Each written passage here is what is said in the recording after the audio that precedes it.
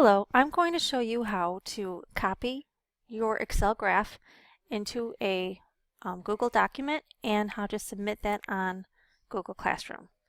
So here's our assignment, and notice that I have a rubric here, and that's how it's going to be graded.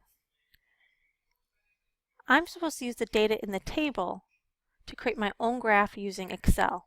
So I'm going to come over here because it says My Work. I'm going to click on that document. Notice that here I have a template that my teacher created for me, and now I can go in and I can make alterations in this template. I can insert text, but what I really want to do is insert a graph.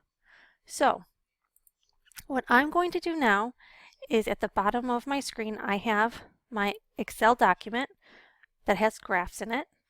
I'm going to click on my graph, and then I'm going to right click again. But notice I had to click a couple times because the first time I clicked here on the actual graph, and that just brought up my data. So I had to click here below my graph, and then here is the option where I can copy. So I'm going to click copy, and then I'm going to toggle back to Google Classroom on my assignment sheet.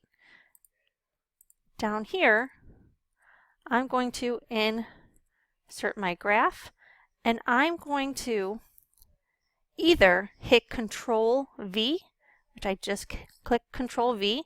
I know that will always work. Sometimes if I right click, I can also click Paste.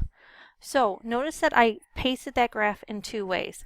I either put down Control V, or I right clicked and I went ahead and pasted that graph. Now my graph is done and I'm all finished.